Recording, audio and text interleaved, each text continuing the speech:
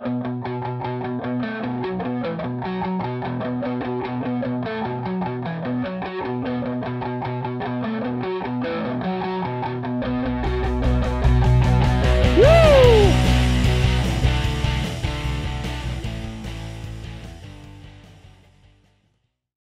going on, guys? Johnny on the track, back with another video. And today I am bringing you the 5 drivers that I think have the most to prove moving into the 2022 NASCAR season.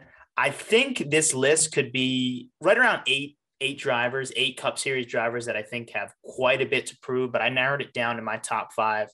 So make sure in the comments, if you agree with me, let me know. If you think I'm crazy, also let me know. But without further ado, let's get right into it. So the first driver that I think has quite a bit to prove is Ryan Preece. Now, we saw the deal he got as a reserve driver with Stewart-Haas Racing. It's pretty good. It's a pretty good gig. And then on top of that, we learned right after that Eric Almirola will be retiring after this season. So now in Stewart-Haas Racing, you have an open 10 car. You have an aging Kevin Harvick, who I think after next year will be his contract runs up with Stewart-Haas Racing. So now you have a 10 car that opens next year, possibly a 4 car that opens the year after.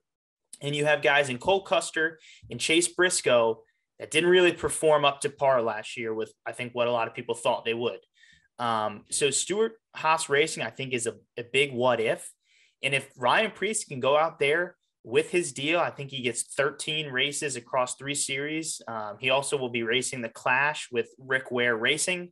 And I assume he'll probably have some more opportunities with Rick Ware come into fruition. So you look at that, he's going to have pretty good equipment to go out and prove something. And I think if he can do that, that 10 car is his, quite frankly. So I think, again, he's going to have a chance, and this is where he needs to prove it. And I think he will. Most people that watch this podcast know that I'm a big Preece fan.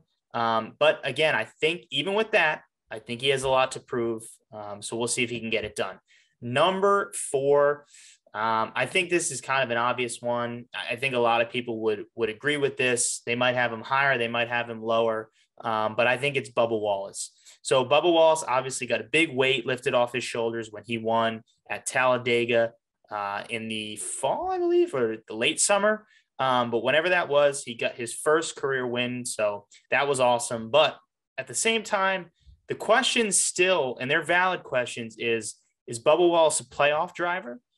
Can he win at something that's not a super speedway, maybe a mile and a half, maybe a short track? And can he win when the white flag's shown?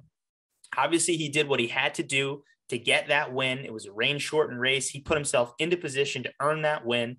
But I think they're valid questions. Can he do it on an intermediate? Can he do it when the race is, the final lap that we know for sure the white flag is waved? This is the final lap. Can he do it? I think those questions are valid. I think Kurt Busch moving to 2311 will help Bubba Wallace immensely.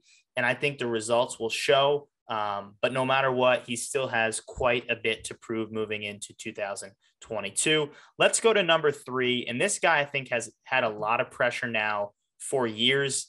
I think the pressure is valid, and that is Denny Hamlin. Now, I know you might think I'm crazy putting Denny Hamlin as a guy that has to prove something. Well, ladies and gentlemen, Denny Hamlin has not yet won a championship, and a legacy is defined by the championships. That's what it is. Mark Martin is a great driver, but he never won a championship, and that's what people remember about him. That's really the only thing that people remember about Mark Martin. It'll be one of the only things people remember about Kurt Busch is that he won a championship. But Denny Hamlin right now, yes, he's got the Daytona 500s. Yes, he's got the win count piling up, and I assume he'll continue to add more and more wins on that win count. But he's not a champion. He is not a champion, and that's where I think he's going to each season that he continues to come into, whether it be 2022, 23, 24, 19, 20, whatever it is, he doesn't have it, and it's going to continue, to be his story right now. And I think it's fair because in the end, your legacy is defined by championships. And I know Denny wants this one so bad. If he can run like he ran last year, I think he'll put himself in a really good spot and a really good position to finally get it done in 2022. Let's move to number 2. Now, this one is an interesting one. I've got Ty Dillon here. And I think, Ty Dillon had some really good years in the truck series. He moves to RCR with the Xfinity series, has a lot of great years there. And then he gets the move up to Germain. And he starts off and looks pretty good with Germain, which is kind of a lower tier ride when they were racing full time. And then people thought, is this the ride for him? Maybe he's a little better than this. And he stayed there. And the results kind of diminished a little bit. And after, 2019, 2020, he lost that ride. And, he had to settle for racing select races with Gaunt and select Xfinity races with Joe Gibbs. And it really didn't go as I thought it would. And I assume as Ty thought it would. He had really good equipment, and the results kind of just weren't there last year, especially in the Xfinity series. However, though, he now gets a ride with Petty GMS that I think is pretty good. I think that this ride is going to shock a lot of people, and I think this team is going to have a lot of good results. We saw with Eric Jones last year. Eric had a really good season in that 43 car, and I think Ty can also have a good season here. But I think the question surrounding Ty is he a Cup Series driver? Is this a guy that can be around? Because he's still young. But the questions are going to be, is this a guy that can be around here for the next 5, 6, 7 years racing Cup Series in a competitive ride, getting results? Those are fair. Those are valid questions. I tend to think he can. I've been a big Austin Dillon and Ty Dillon guy for a while. And quite frankly, I think if given the equipment, they can show what they're worth. And I think this is going to be a really good ride for Ty where he can go out and prove some of these doubters wrong. But I think even with that, he has a ton to prove coming back from kind of a hiatus from the Cup Series. And then number 1, to me, this is the big one. It's Chris Buescher. And what we saw now with RFK and Brad Keselowski getting into ownership with Roush is going to give Chris Buescher a really good shot to go out and get results. I think Brad Keselowski is going to do so much for that organization, and I think he's going to do a lot for Chris Buescher. But like Ty Dillon, I think that people are kind of saying, is Chris Buescher a Cup Series driver? Is this a guy that can stay around? Is he a playoff driver? He's been on the cusp. He won at Pocono in a rain-shortened race.